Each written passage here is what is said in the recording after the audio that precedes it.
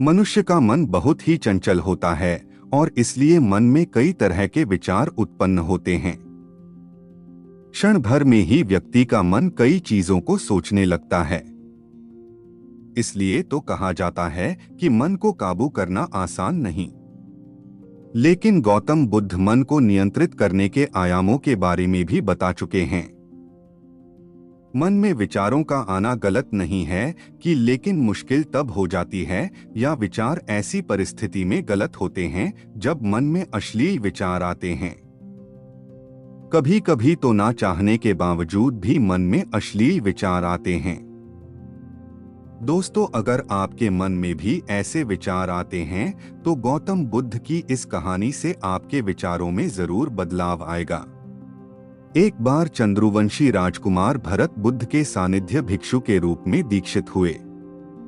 बुद्ध अपने भिक्षुओं को उपदेश देने के साथ साथ उनको भिक्षाटन के लिए भेजते थे, जहां से उनको भिक्षा मिलती। भरत को महात्मा बुद्ध ने भिक्षा लेने के लिए एक श्राविका के घर पर भेजा। भरत रास्ते में चलते हुए सोच रहे थे कि ना जाने आज खाने में क्या मिलेगा। हमेशा महल में खाने के लिए अनगिनत स्वादिष्ट भोजन मिलते थे, लेकिन आज जो भी मिलेगा उसी से काम चलाना पड़ेगा। भरत ने श्राविका के घर पर जाकर भिक्षा के लिए याचना की। श्राविका ने भरत को बैठने के लिए कहा। श्राविका जब अंदर गई थी तो भरत पुनः अपने प्रिय भोजन के बारे में सोच रहे थे। जब श्राविका भोजन लेकर आई तो भरत अचंभित रह गए।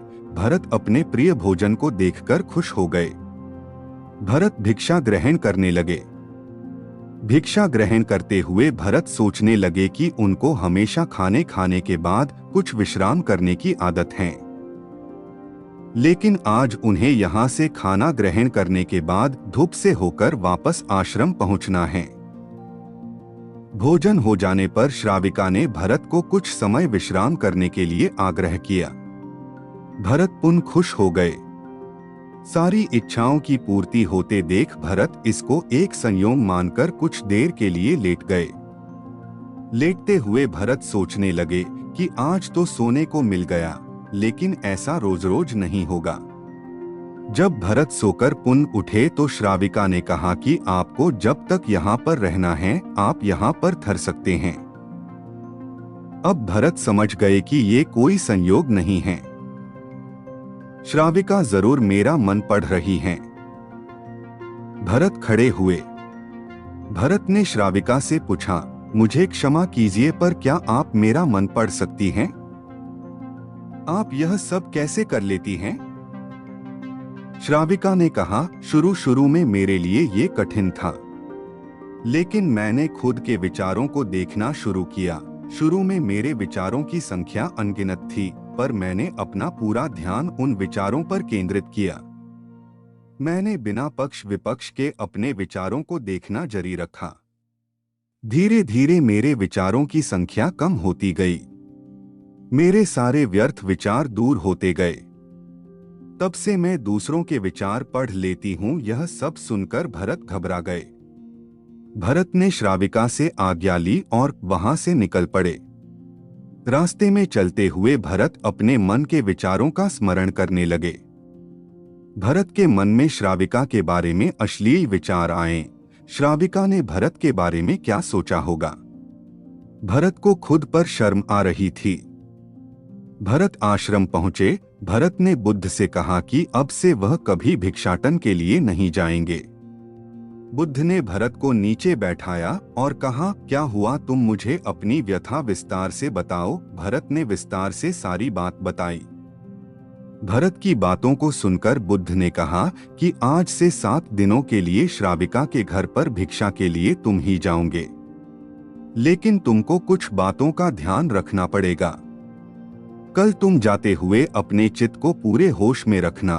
तुम्हारे अंदर कौन से विचार उठ रहे हैं उन पर ध्यान केंद्रित करना। होशपूर्ण और जागृता के साथ ध्यान करना कि कौन सी वासना तुम्हारे भीतर उठ रही हैं। इन सभी का ध्यान करते हुए जाना और फिर मुझसे विचार विमर्श करना। अगले दिन भरत बुद्ध के बताए अनुसार पूरे मार्ग में अपने होश को जागृत रखते हुए चल रहा था। भिक्षु आज पूरी तरह से जगा हुए था। जैसे जैसे श्राविका का घर नजदीक आ रहा था, भरत की घबराहट बढ़ रही थी। भरत ने अपनी घबराहट को एक तरफ करते हुए बुद्ध के विचारों पर ध्यान केंद्रित किया। जब भरत श्राविका के घर पर पहुंचा तो उसके दिमाग में केवल एक सन्नाटा था, जिसके भीतर कोई वासना नहीं, कोई कामना नहीं, ना कुछ अच्छा पाने की इच्छा थी, क्योंकि उसने अपने मन को पूरी तरह जागृत रखा था। भिक्षु भरत ने भिक्षा ली, ग्रहण की और वहां से वापस आश्रम निकल गया। आज भरत रास्ते में नाचते हुए आया। आज उसको जिस आनंद की अनुभूति हुई वह अद्भुत थी। आज से पहले इस आनंद को उसने कभी महसूस नहीं किया। भरत ने आश्रम जाकर बुद्ध को प्रणाम किया।